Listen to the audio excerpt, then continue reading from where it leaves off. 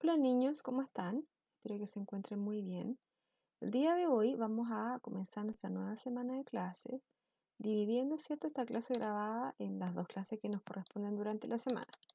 La primera clase va a ser la del día de hoy, ¿verdad? Sería el correspondiente al primer día de la semana. Y esta clase va a ser distinta porque vamos a trabajar, ¿cierto? Como se había mencionado en el video anterior, lo que nosotros vamos a hacer hoy día es trabajar en base a un cómic. Este cómic va a ser inspirado, ¿cierto?, en el link de acá, el video que usted tiene que ir observando, ¿cierto?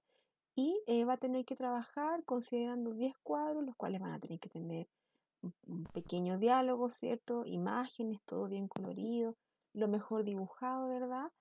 Considerando los globos, ¿cierto? Donde van a ir los textos, eh, las exclamaciones, las onomatopeyas, ¿cierto? Y todo eso tiene que estar, bueno, de la mejor manera dibujado y a la vez lo más bonito pintado.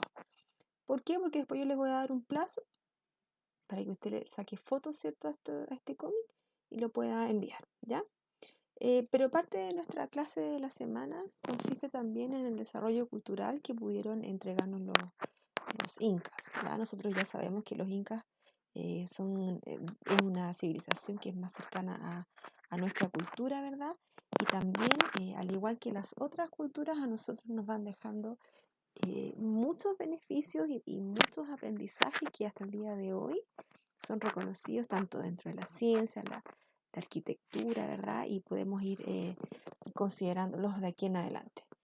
Dice el texto que la cultura inca recogió y perfeccionó, ¿verdad?, muchos progresos alcanzados por los pueblos andinos que luego fueron difundidos por estos conquistadores españoles, ¿ya?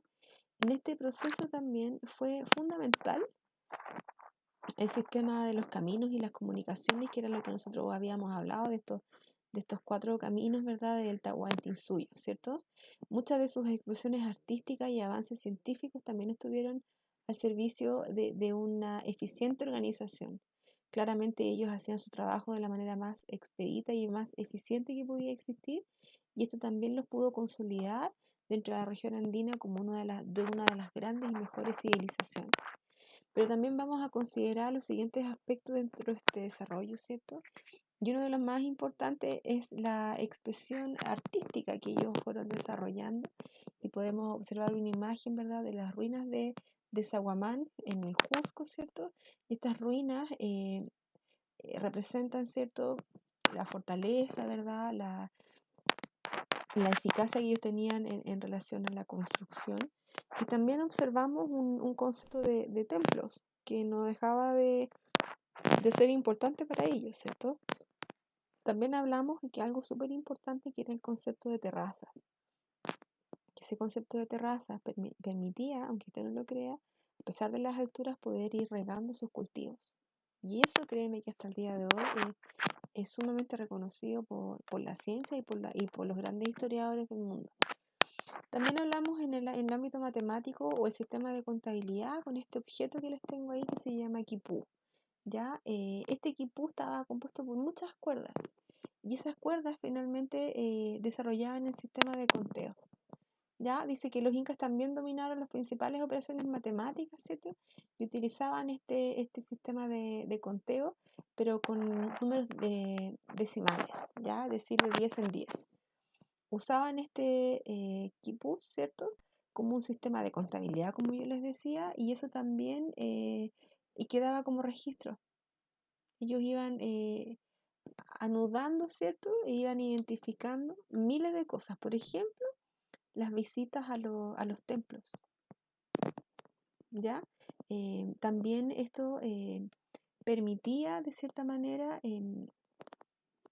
generar tributos a las poblaciones y poder registrar los asuntos más importantes.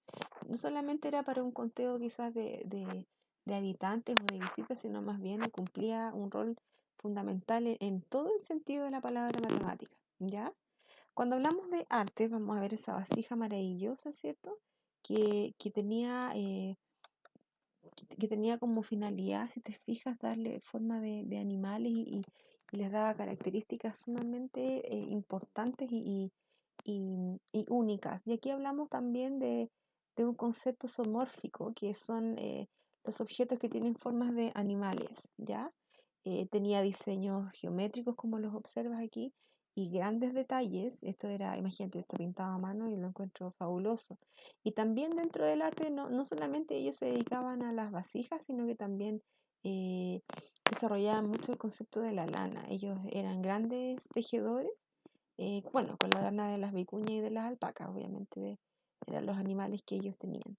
Y esto también ellos lo daban como ofrenda a sus dioses, que también lo hemos visto en otras culturas y en otras civilizaciones, ¿verdad? Cuando hablamos de astronomía, esta piedra que es súper representativa, ¿cierto?, del imperio inca, y habla de la piedra Intihuatana. Esta Intihuatana, perdón, no Intihuatana, Intihuatana. Y esta piedra, aunque tú no lo creas, era parte de un calendario solar que ellos tenían. Y mientras iba dando la sombra, ¿verdad? Ellos iban calculando el movimiento de la Tierra, que ellos no lo conocían como el movimiento de la Tierra, pero sí pudieron generar este calendario de los 365 días y los 12 meses, ¿ya? Y eso también es lo que hoy día a nosotros nos incita a tener un calendario. El calendario no viene de los científicos actuales, para que también lo consideremos. Esto también permitía poder marcar y dar inicio a las labores agrícolas y darle finalidad a estas, ¿cierto? Y por medio de eso también se hacían grandes desarrollos culturales y fiestas, y todo eso se celebraba, ¿ya? Y en el ámbito de la medicina nosotros también tenemos más claro, ¿cierto?, ese concepto, y consideramos que los incas también tenían un desarrollo del manejo súper eficiente de las plantas, ¿cierto?, de las plantas medicinales, y aquí también había un concepto de médico sacerdote que no dejaba de ser menor, y además, aunque tú no lo creas, existían los médicos cirujanos, ¿ya? Sacaban úlceras, curaban heridas, permitían generar la cicatrización de una manera más adecuada, ¿verdad? Y, y también hacían operaciones súper importantes en los huesos, en el cráneo, hacían fisuras en el cráneo y operaban, cuático. Y obviamente el control de las hierbas era fundamental dentro de su desarrollo cultural de carácter médico. Y cuando hablamos de la religión dentro del concepto de los incas, nos vamos a encontrar con grandes sorpresas, ¿cierto? Pero también vamos a entender que ellos tenían un concepto politeísta, ¿verdad? Ellos se basaban en un culto tremendo a la naturaleza y a sus antepasados. Em, para contar con la ayuda y la protección de sus dioses, ellos realizaban ritos, ¿cierto?